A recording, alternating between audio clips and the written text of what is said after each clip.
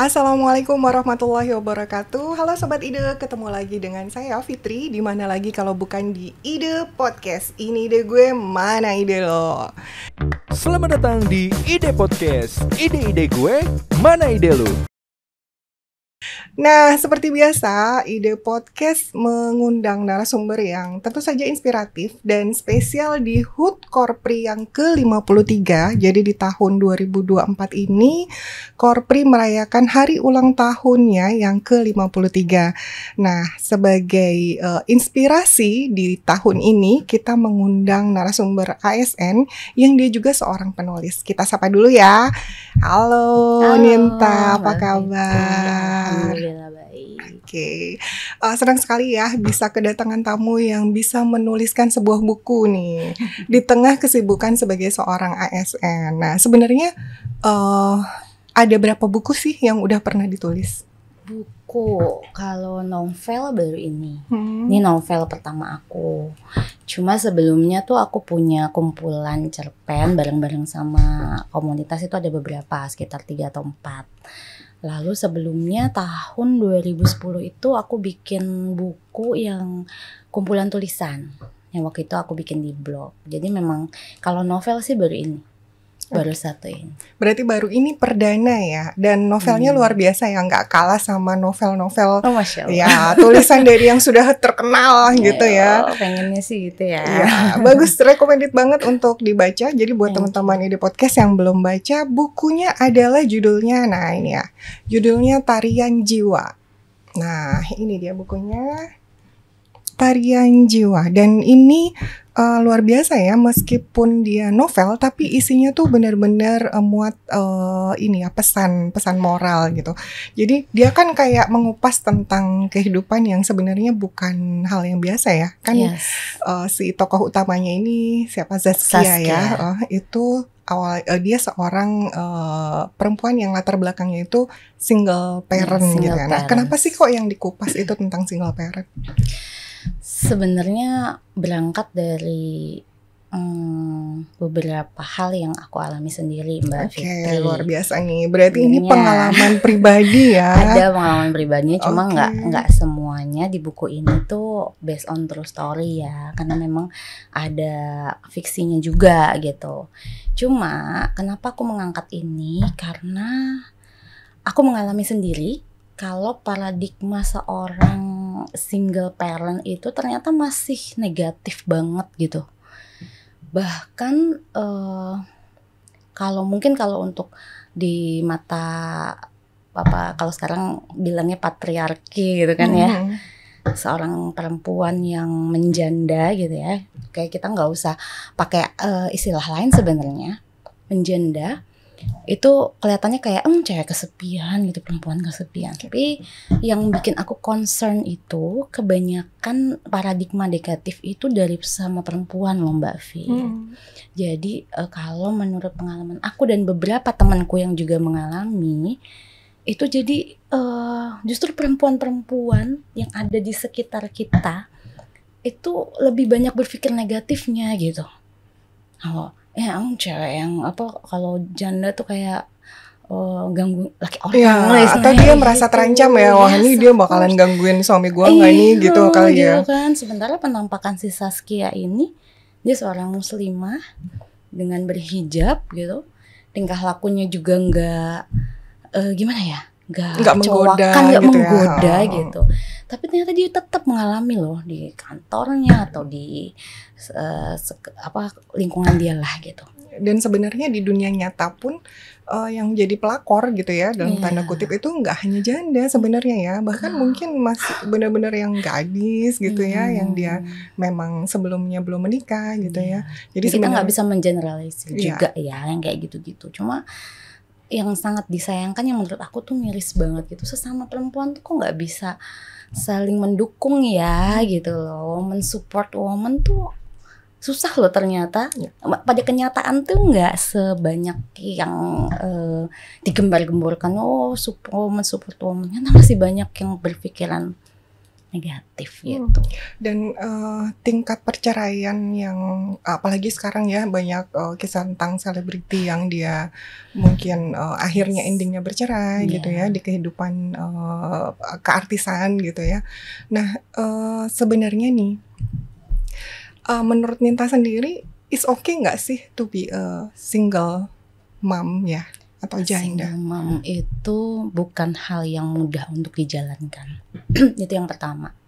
Dan gak ada orang yang perempuan yang memilih untuk single mother. Yes, of course. Jadi kalau itu harus kita alami dalam kehidupan kita gitu, kenapa gak support aja sih? Gitu ya. Ya kan? Banyak hal yang gak mudah loh yang harus dilakuin sama dia gitu sendiri. Jadi ayah juga, jadi ibu juga. Sementara peran kita aja nih, yang kita normal nih ya, kita punya suami, punya anak. Sebagai perempuan, kita jadi ibu, jadi istri, pun jadi anak aja udah berat banget gitu. Apalagi di rumah, terus lalu kita punya anak, beberapa anak misalnya ya. Lalu kita harus jadi ayah juga. Figur ayah, supaya anak kita gak kehilangan figur ayah. Kita gak mau anak kita berbeda dengan anak lain, tapi yang jelas mereka berbeda gitu. Itu yang pertama. Itu yang kedua ya. Lalu yang ketiga, mau gak mau kita harus mengakui resiko dari perceraian itu adalah anak-anak pasti terkena dampaknya. Ya, kehilangan figur ayah juga ya. Itu kehilangan figur ayah. Lalu biasanya si ibu akan lebih memanifest waktunya untuk nyari duit, ya nggak? Mencari nafkah gitu. Pastinya dia harus lebih berat lagi, lebih banyak lagi usahanya gitu kan. Jadi waktu untuk anak-anak pasti berkurang ya. Itu sulit banget. Lalu untuk anak-anak yang di bawah umur dewasa memang mengalami orang tuanya bercerai, apalagi masa-masa remaja gitu ya, itu tuh banyak banget gitu yang tantangannya, ya kan, tantangannya itu di dalam aja loh Mbak Vi. Kalau apalagi di luar gitu, apalagi orang ngejudge gitu kan. Kalau bisa di buku ini Saskia mengalami beberapa orang yang bilang, perempuan ya, lo kayak artis aja loh, cerai-cerai gitu. Padahal oh my god, siapa sih yang mau ya? Siapa yang mau kehilangan kepercayaan terhadap laki-laki yang kita pilih sebagai suami? Kita pilih loh gitu kan. Dari sekian istilahnya gitu ya. Kita memantapkan diri untuk memilih dia sebagai suami, kan berarti itu udah proses panjang. Lalu kita harus mengambil keputusan untuk pergi, berpisah, itu kan juga sulit. Apalagi sekarang banyak yang perceraian yang udah puluhan tahun loh Vi. Yang udah puluhan tahun menikah lalu harus bercerai kan. Itu lebih berat lagi rasanya. Dia punya rasa sakit juga untuk dirinya si perempuan itu. Lalu tetap dia harus berperan ganda sebagai orang tua yang utuh untuk anak-anaknya. Lalu dia harus menerima juga omongan orang dari luar ya. Jadi kalau menurut aku untuk perempuan yang bercerai itu, ya khususnya yang bercerai ya, sulit banget dan gak ada yang mau loh. Ya kan? Kalau semua orang pilihan, pengennya kan ya hidup berumah tangga itu langgeng gitu ya, tapi who knows gitu ya. Ya betul, pengennya kan seumur hidup satu kali ya. Tapi sebenarnya pesan yang pengen Ninta sampaikan ke perempuan di luar sana gitu, yang mungkin sedang berjuang untuk bertahan, mempertahankan keluarganya gitu, ada pesan nggak sih? Pesannya, aku nggak mau menggurui ya sebenarnya ya, nggak berniat untuk menggurui sama sekali di buku ini. Saskia juga mengalami, aku cerita yang di buku ini aja kan ya. Saskia juga mengalami masa-masa yang menyulitkan dia gitu, yang bikin dia terluka, bikin dia nangis, bikin dia mengeluh gitu. Satu hal yang paling sulit dilakukan Saskia sebenarnya adalah bersyukur. Dalam keadaan seperti itu, dia harus bersyukur. Kenapa? Karena ternyata Allah itu ngambil suaminya, tapi menggantinya dengan banyak orang yang jadi support system dia. ternyata keluarganya banyak yang mensupport sayang dia, gitu ya. sayang. Lalu dia punya sahabat-sahabat yang nggak pernah pergi dari sisinya dia gitu, yang support dia. Bahkan di cerita ini Saskia punya atasan yang luar biasa baiknya, Pengertian banget gitu ya. pengertian banget, sayang banget sama dia gitu. Ya memang semuanya nggak terlepas dari bagaimana kita membawa diri kan ya Mbak. Ya. Lalu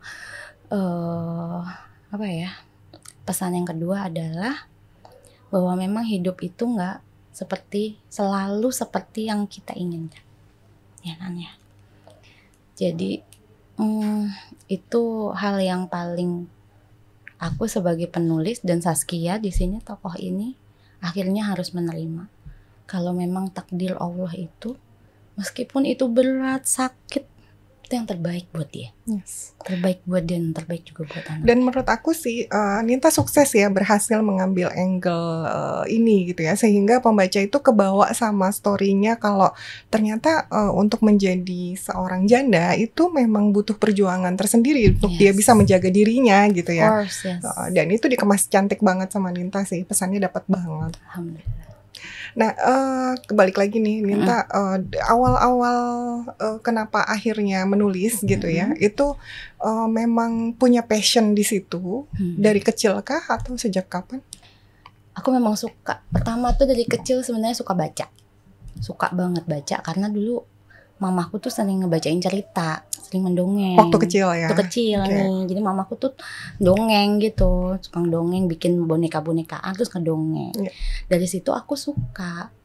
Aku lebih suka baca buku dibanding main sama temen gitu. Berarti ngaruh banget ya kalau kita ngebacain buku buat anak kita gitu ya? Banget. Itu yang aku selalu praktekin ke anak-anakku.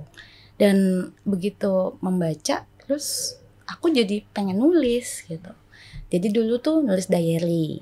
Awalnya dari diary ya. Berbuku-buku SMP, SMA gitu ya. Nah ini bedanya aku sama Ninta ya. Aku suka nulis juga di diary tapi nggak dipublis.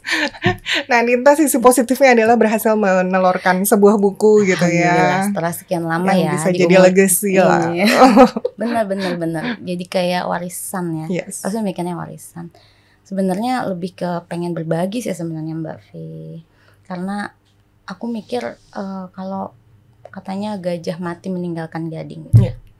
Terus kalau aku udah nggak ada gitu, aku akan dikenang sebagai apa? Berarti penulis nih ya. Saya sebagai penulis, tapi penulis yang bagaimana gitu ya? Apakah itu akan bisa memberikan aku pertolongan nanti gitu di hari akhir nanti gitu ya? Kan kita mikirnya udah kayak gitu sekarang, udah tua kali ya Vi. Nah dengan kesibukan Ninta nih yang ASN, nulisnya kapan pertanyaannya? Karena ini hal yang aku suka ya. Kayaknya kita gini deh, kalau sesuatu itu yang kita suka, kita kan making time, ya kan? Kita kan making time, kapan aja gitu. Kadang-kadang mungkin bisa tanya sahabat-sahabat aku ya, kalau kita ngumpul minum, aku sambil ngetik loh, sambil bikin gitu kan ya. Pulang kerja duduk cuman untuk nulis aja gitu. Atau Sabtu Minggu kadang tuh anakku pengen main, aku masih punya anak kecil Mbak Vi, dia masih suka pengen play date gitu kan ya, dia play date gitu sama papahnya gitu, aku mojok nulis. Luar biasa. Jadi kadang-kadang tuh 1, 2, 3 bab itu bisa cepet banget gitu. Aku terinspirasi kadang-kadang ngeliatin orang aja gitu. Malahan ya? Iya. Ngeliatin, ini ada misalnya ada yang berduaan gitu ya, cowok cewek, terus mereka berantem gitu, terus tiba-tiba pengennya nulis gitu. Jadi kayaknya nih setiap peristiwa gitu bisa jadi ditulis gitu ya. Dan lucunya tuh waktu aku bikin novel itu, aku tuh nggak tahu akhirnya Mbak Vi. Nah itu dia. Aku nggak tahu akhirnya. Jadi ending dari cerita ini kenapa dibikin kayak ngegantung gitu kan? Dibikin penasaran gitu. Ini pembaca tuh penasaran. Ini endingnya gimana? Jadi apa enggak sih gitu? Aku pengen bilang kalau dunia itu nggak selalu hitam dan putih. Kadang-kadang abu-abu loh. Kadang-kadang kita tuh nggak perlu harus yes or no. In between, it's a life yang sebenarnya gitu. Hidup yang sebenarnya itu ya kadang nggak harus juga jadi atau enggak gitu. Tapi nggak ada rencana bikin sequelnya gitu. Tarian Jiwa yang part kedua misalnya. Ada beberapa yang bilang gitu ya. Bikin dong 2. Pengen gitu. Cuma aku menunggu inspirasi lagi gitu kan ya. Apa sih yang mau aku sampaikan setelah ini gitu. Karena ini kan bab cerita tentang gimana Saskia menjalani kehidupannya sebagai single parent, lalu dia bertemu dengan seseorang yang dia berharap bisa menggantikan, mengisi ruang kosong di hatinya dia. Mungkin di episode selanjutnya, Kita tunggu ya, kita tunggu.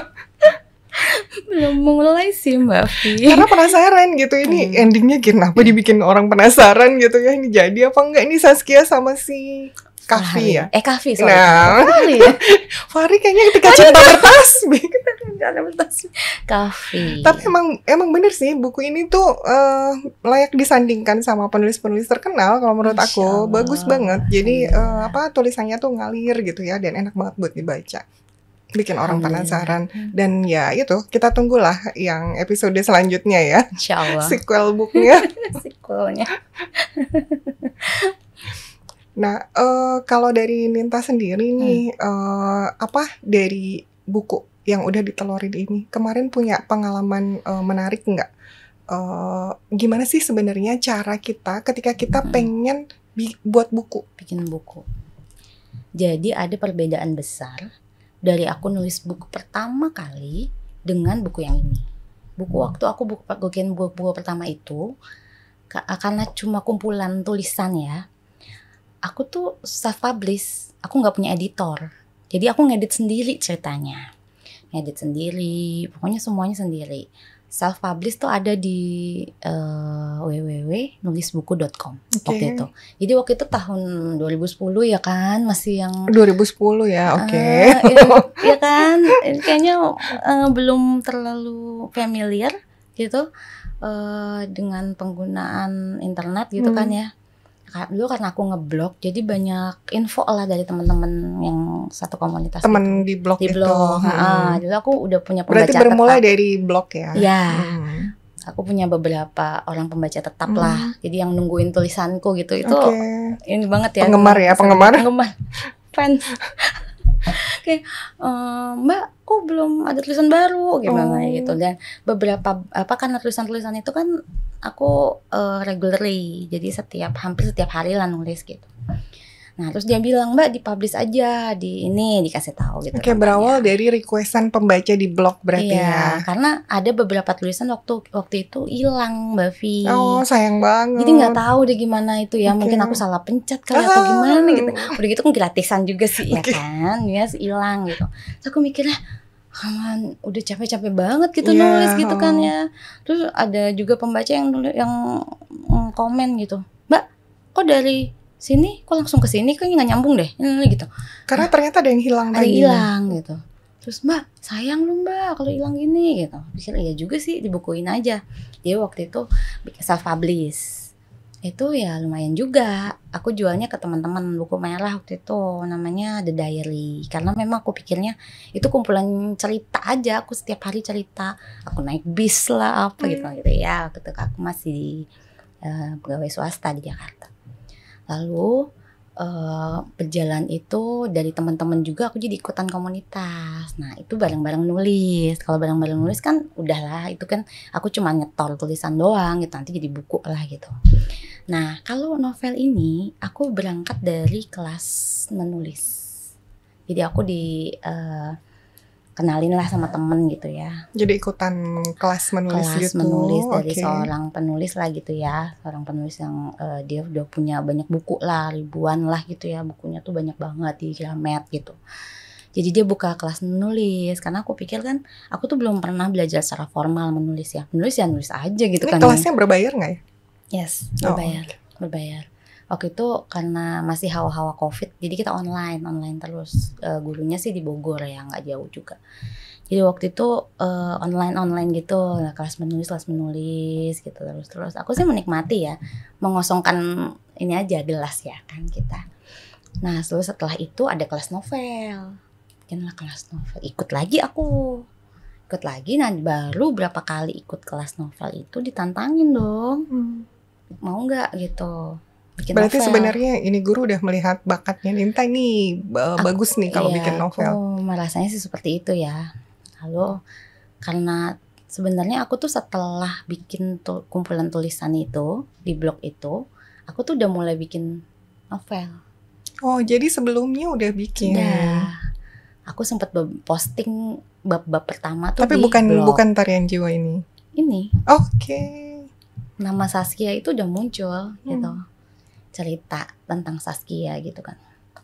Tahun 2010-2011 itu. Lalu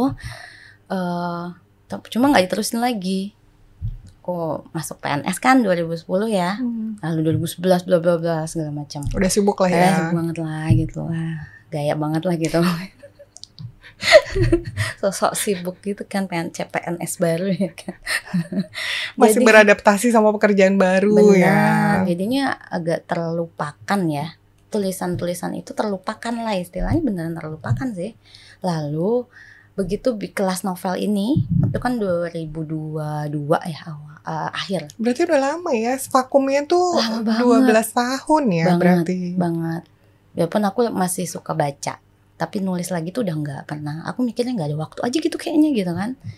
Nah terus banyak hal yang terjadi di kehidupan aku lah di antara waktu-waktu itu ya 2011 sampai 2022 itu banyak hal lah gitu.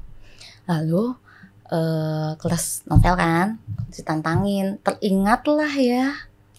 Waktu itu udah nulis sampai bab 10 loh. Bismillah. Pengennya tuh aktif nulis gitu. Kalau teman-teman yang penulis tuh kan aktif banget gitu ya. Tiap bulan ada yang ditelurkan gitu. Ya, ini karena kesibukan ya. Pertama. Tapi buat untuk ukuran ASN ya, itu udah keren sih, keren banget untuk bisa dengan kesibukan yang tinggi gitu ya, untuk bisa menelurkan sebuah buku itu udah keren banget sih. Alhamdulillah sih.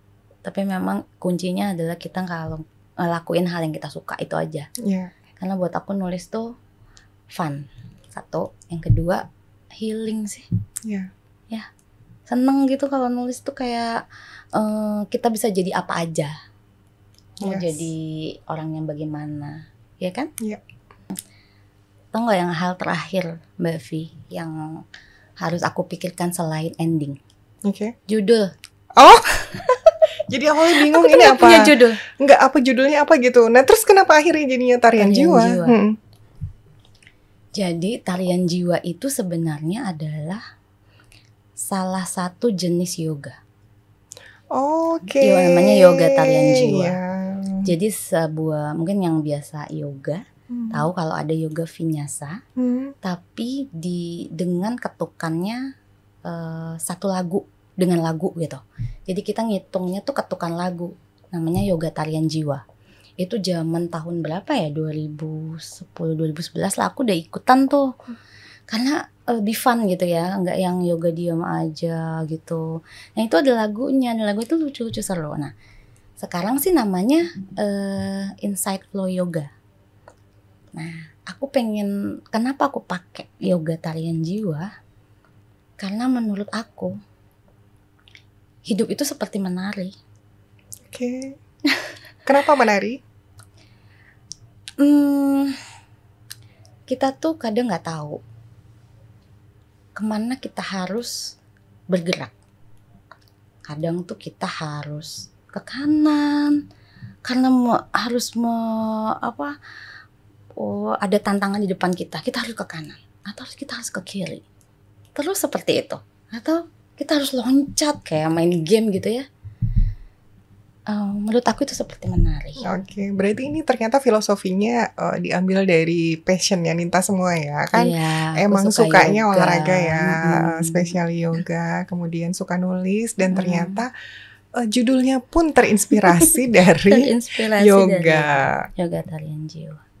Jadi salah satu cara kita menikmati hidup ya dengan nikmati itu sebagai sebuah tarian. Karena dengan kata-kata menari atau tarian itu hidup itu akan lebih menarik aja gitu kan ya.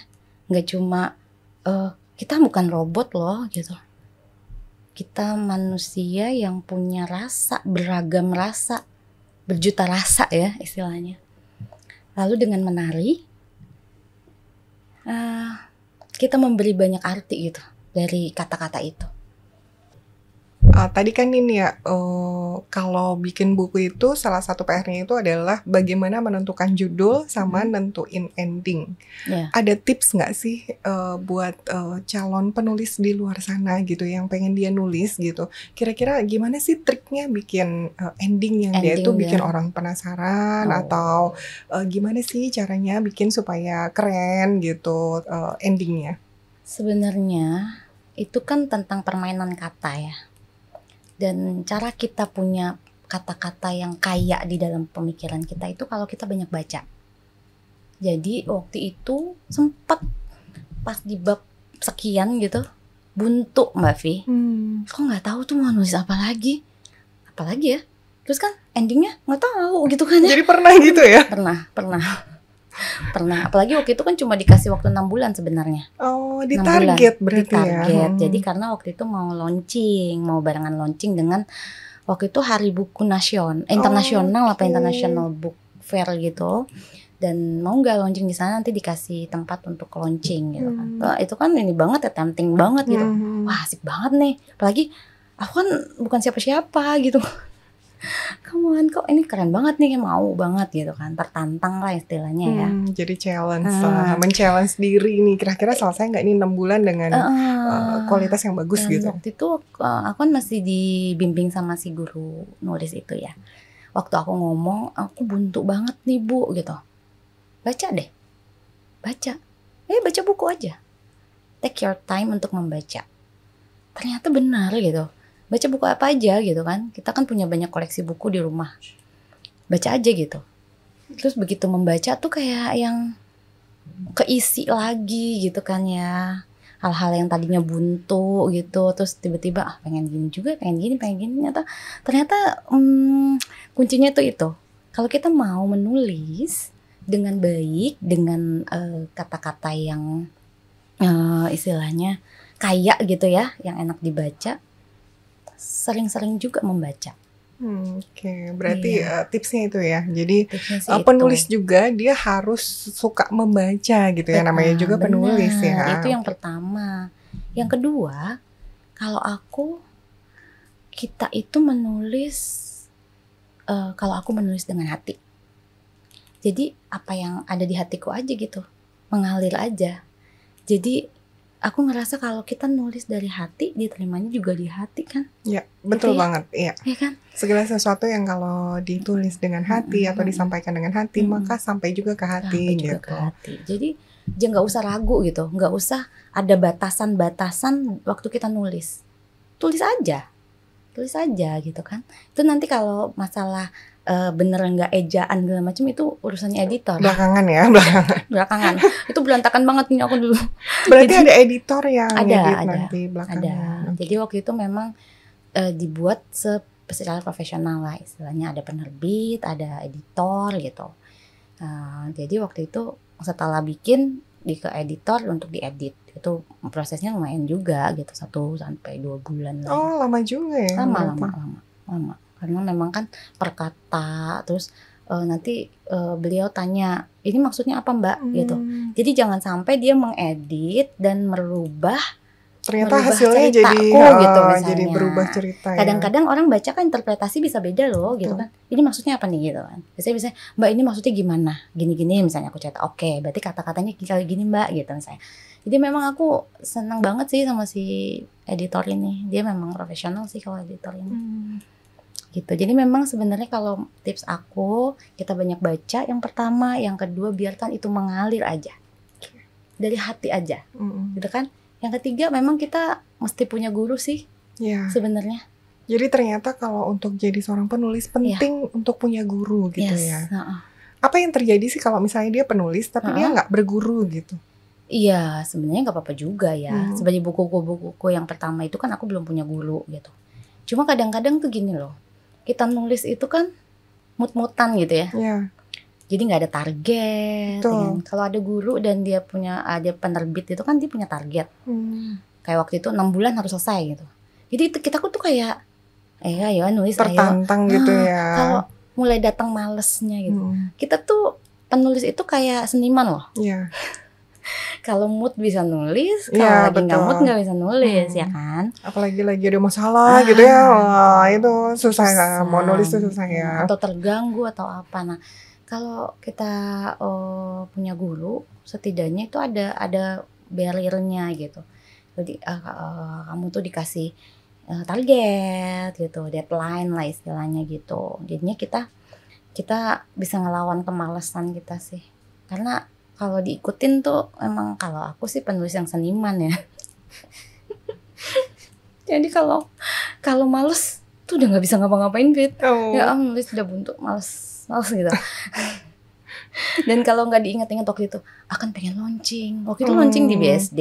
Akhirnya Seneng jadi banget waktu itu. tertantang gitu ya, mau nggak mau ini harus selesai gitu ya. Jadi ngelawan kemalasan itu kan hal yang paling sulit ya sebenarnya, apalagi untuk seorang seniman, seniwati nih. Nah Nin, kalau suatu saat nih ada yang tertarik untuk bikin novel ini dijadiin film gitu, menurut Ninta gimana? Itu mimpi banget gak sih Mbak Vi? Iya, bagus loh. Jadi ini Iya. nggak kalah lah tadi ya sama Ketika Cinta Bertasbih Masya gitu ya, Allah, atau itu mah Ayat jauh deh Cinta kayaknya. gitu ya. Nah, kira-kira punya gambaran nggak sih pemeran yang tepat menurut Ninta tuh siapa? Gitu? Jadi gini, kita tuh ada komunitas gitu ya, terus suka ngobrol-ngobrol sama penulis-penulis lain gitu. Kita tuh punya mimpi, buku yang nanti dijadikan film itu, pemeran cowoknya Nicholas Saputra. Oh, kenapa Nicholas? Nggak tahu, kayaknya dia tuh bagus aja gitu jadi apaan juga gitu. Dan kayak gini loh, sosoknya dia itu jadi mimpi-mimpi kita Oh, gitu. gitu. Dia seorang ini dan kalau diperanin sama dia ya kayak pas aja gitu. Oke. Nah, kalau yang Yes, Saskianya? Aku suka Saskia Adya Meka. Seperti namanya. Pas Aku suka banget namanya ya. Aku suka dia. Aku suka dia, orang yang apa adanya gitu. Yang apa adanya, dan menurut aku sih dia bisa ini ya, bisa apa namanya? Memerankan sosok perempuan yang kuat, perempuan yang punya willing gitu ya sendiri gitu. Aku sih suka gitu. Makanya aku suka karena sebenarnya waktu kita bikin nama tokoh itu kan bertapa. Namanya apa ya? Sampai bertapa dulu beneran. Jadi nama itu harus mencerminkan kepribadian loh, ya kan? Oke. Kadang kan bisa gini, namanya Mbak Fitri gitu. Kita kan mikir, oh lo udah sesuai banget sama nama lo gitu ya. Oh. Lemah lembut gitu. Mungkin aku kalau namanya Fitri kayaknya nggak cocok. Nggak cocok. Jadi memang kalau waktu bikin novel itu, bikin nama tokoh terus nama temen-temen sahabatnya itu aku berpikir keras banget. Oh, bahkan sampai pemilihan nama ya? Oh iya. Oh, oke. Karena aku maunya semuanya pas gitu kan ya. Terus tiba-tiba ada yang namanya. Pernah nggak diganti gitu? Oh, ini ganti ini aja, namanya nggak cocok itu gitu. kalau ada yang request. Oh, Karena kan pernah ada request gitu? jadi gini. Untuk sahabat-sahabat yang aku tulis di sini, itu kan ada beberapa yang memang real. Jadi ada beberapa kejadian-kejadian yang aku alami sendiri, dan aku punya sahabat-sahabat yang real gitu. Tapi namanya disamarkan Namanya atau samarkan. Tapi aku menawarkan dia di novel ini mau namanya siapa. Gitu. Oke. Jadi langsung nawarin. Jadi ada temenku gitu memang, namanya siapa gini, ini boleh nggak? Oke gitu kan. Terus nanti kan dia masih single. Nanti di buku ini lu punya istri, punya anak. Oke. Namanya siapa? Ya suka-suka gue dong, kan dia bikin buku. Ya namanya ini dia sih request. Jadi itu beberapa memang ternyata aku. beberapa requestan Iya, ya. requestan. Tapi ada juga yang enggak gitu. Yang enggak aku ada ya beberapa temen. Ya memang itu juga blessing sih di hidup aku tuh. Banyak sahabat-sahabat yang luar biasa hebatnya, yang bikin aku bertahan sampai hari ini. Jadi itu yang banyak sebenarnya rohnya buku ini, sebenarnya sebagian adalah itu, sahabat-sahabat yang terus selalu di mendampingin hati, ngedampingin di setiap suka dan duka. Ya gitu. Katanya temen yang ada dalam duka kita itu teman sejati, gitu kan? Ya mudah-mudahan nggak duka terus lah, Ya, suka enggak. terus lah pengennya. Suka juga dibagi ya. lah ya kan. duka terus capek bener gitu. Nah, Nin, ada yang pesan nggak sih buat teman-teman Sobat Ide Podcast nih yang dia mungkin pengen nulis juga gitu? Ada Nulis juga. ya pesannya apa nih yang pengen disampaikan? Terutama ini buat ASN juga ya. Jadi yang dia ASN juga di tengah kesibukannya, padahal dia punya bakat buat menulis gitu. Ya, kalau menurut aku, siapapun kita, siapapun kamu, apapun profesi kamu gitu. Yang pertama, jangan ragu untuk punya mimpi. Misalnya, aku mimpi pengen jadi penulis gitu. Minimal mimpi dulu ya. Jangan ragu untuk punya mimpi, karena nggak ada yang boleh ngerampas hak kita untuk bermimpi. Itu satu. Lalu yang kedua, jangan cuma mimpi. Oke, take action.